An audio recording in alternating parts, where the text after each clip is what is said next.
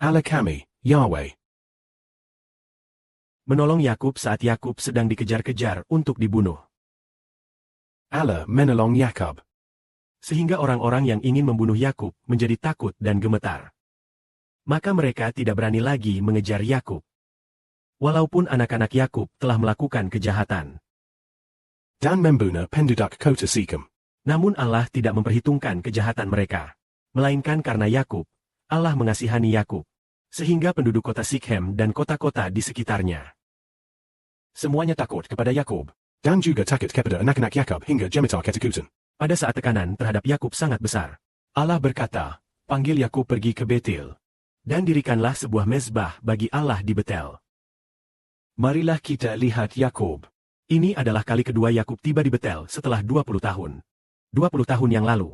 Ia datang ke Betel juga dalam keadaan pelarian. Dan 20 tahun kemudian ia tiba di Betel pun masih dalam pelarian. Allah kami benar-benar. Saat kita dalam pelarian, Allah mengasihani kita. Pada saat itu Yakub tiba di Betel. Lalu Allah mengganti namanya. Memberkatinya dan mengganti namanya. Firman-Nya demikian. Namamu dahulu Yakub.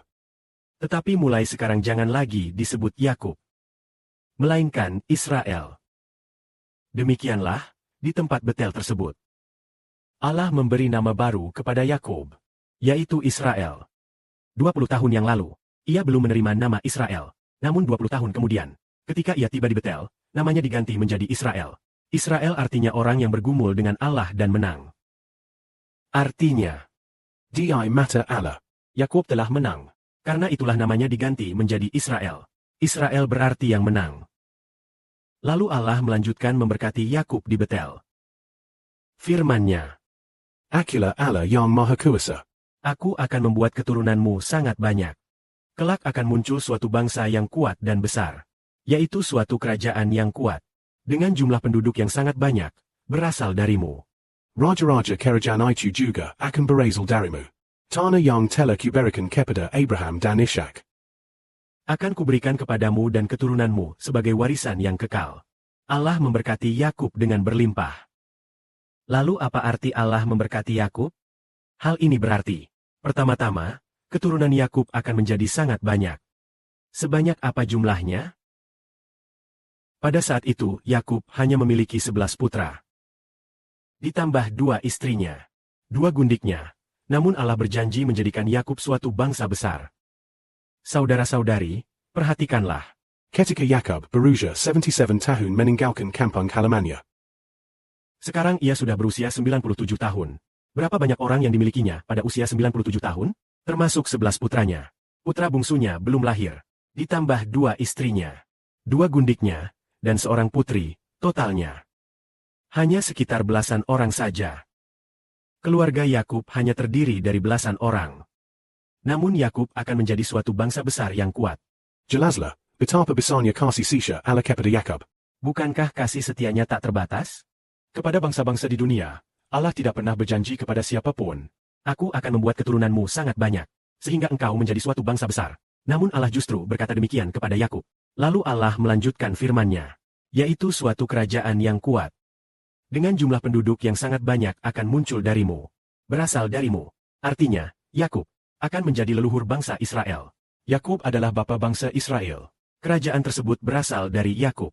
Dan rajanya pun akan berasal dari keturunan Israel. Maka kita memahami, bertahun-tahun kemudian, beberapa ratus tahun kemudian, keturunan Yakub berkembang biak di Mesir. Keluar dari Mesir. Memang benar keturunan Yakub menjadi lebih banyak daripada bangsa Mesir. Dan janji Allah kepada Yakub benar-benar digenapi. Kemudian, mereka merebut tanah Kanaan. Beberapa ratus tahun setelah itu, seorang keturunan Yakub yang bernama Daud benar-benar menjadi raja. Jadi di sini dikatakan, Raja dari kerajaan ini akan berasal darimu, yaitu berasal darimu, yaitu salah seorang keturunan Yakub. Karena pada masa itu, Yakub sudah meninggal. Yakub tidak bisa menjadi raja. Karena ia sudah meninggal, maka keturunannya lah yang akan menjadi raja. Inilah kasih karunia Allah kepada Yakub. Allah tidak hanya membuat keturunan Yakub sangat banyak, hingga cukup membentuk sebuah bangsa besar. Dan raja dari bangsa besar itu juga berasal dari keturunan Yakub. Selain itu, seluruh tanah Kanan juga akan diberikan kepada Yakub. Pernyataan ini konsisten dengan mimpi yang diterima Yakub 20 tahun sebelumnya saat ia meninggalkan kampung halamannya, Kini, 20 tahun kemudian, ia telah menang. Janji tersebut sekali lagi ditegaskan dan menunjukkan bahwa Allah pasti akan tidak mengubah kehendaknya dengan mengubah namanya. Mengganti namanya menjadi Israel. Nama Yakub diubah menjadi Israel. Janji 20 tahun sebelumnya. Allah berjanji membuat keturunan Yakub sangat banyak, hingga menjadi bangsa besar. Juga berjanji memberikan seluruh tanah Kanaan kepada Yakub. 20 tahun kemudian, janji yang sama ditegaskan kembali. Dan 20 tahun kemudian, dalam penegasan ulang janji tersebut, Allah mengganti nama Yakub menjadi Israel, berkata, engkau telah menang. 20 tahun yang lalu aku memiliki rencana ini. 20 tahun kemudian, engkau telah menang. Dan janjiku pasti akan digenapi. Untuk membuktikan janji ini tak berubah, aku mengganti namamu menjadi Israel. Untuk menunjukkan bahwa berkat yang diberikan Tuhan kepadamu pasti akan digenapi. Inilah kasih karunia Allah kepada Yakub.